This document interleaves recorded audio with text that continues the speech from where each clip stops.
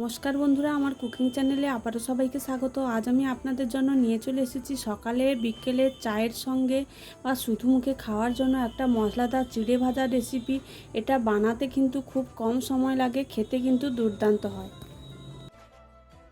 তারপরে গ্যাসের মধ্যে একটা কড়াই বসিয়ে দেব, ওর মধ্যে কিছুটা সাদা তেল গরম করে ওর মধ্যে কাঁচা চিনেবাদাম 100 গ্রামের মতো আমি নিয়েছি। 500 চিড়ের জন্য 100 গ্রাম চিনেবাদাম নিয়েছি। চিনেবাদামগুলো দিয়ে লাল লাল করে ভেজে নেব।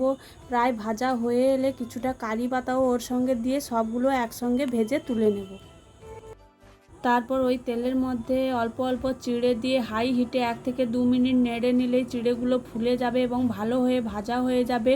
তারপরে যে পাত্রে নামাবেন ওই পাত্রের মধ্যে কিছুটা টিস্যু পেপার পেতে ওর মধ্যে নামিয়ে নিতে হবে, যাতে বাকি তেলটা টিস্যু পেপারটা টেনে নেয়। এইভাবে অল্প অল্প করে সমস্ত চিড়েগুলো ভেজে নামিয়ে নেব।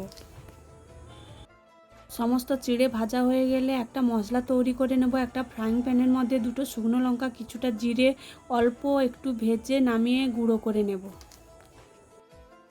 চিড়েতে মাখানোর জন্য একটা গুঁড়ো মশলা রেডি করে নেব। প্রথমে দিয়ে দেব আগে থেকে জিরে শুকনো লঙ্কা গুঁড়ো করে রেখেছিলাম ওটা, হাফ চামচ মতো চাট মশলা, 2 চামচের মতো গুঁড়ো চিনি আর হাফ চামচ বিট লবণ। আপনারা চাইলে এখানে আমচুর পাউডারও দিতে পারেন।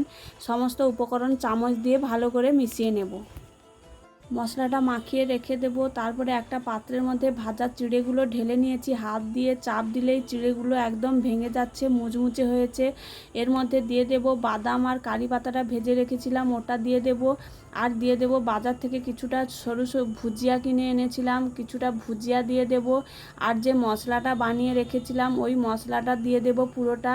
দিয়ে সমস্ত উপকরণ ভালো করে একসঙ্গে মিশিয়ে নেব। আপনারা চাইলে এখানে শুকনো নারকেলও ছোট ছোট টুকরো করে ভেজে দিতে পারেন, কাজু বাদাম কিশমিশও ভেজে এর সঙ্গে মিশিয়ে নিতে পারেন। সমস্ত উপকরণ মেশানো হয়ে গেলে একদম রেডি হয়ে যাবে সকালে ও বিকেলে চায়ের সঙ্গে শুধু মুখে খাওয়ার জন্য মুচমুচে টক ঝাল মিষ্টি চিড়ে ভাজার রেসিপি। এইভাবে বানিয়ে দেখবেন, বড় বাচ্চা সবারই খুব পছন্দ হবে। ভিডিওটি ভালো লাগলে আমার চ্যানেলটি সাবস্ক্রাইব করে দেবেন।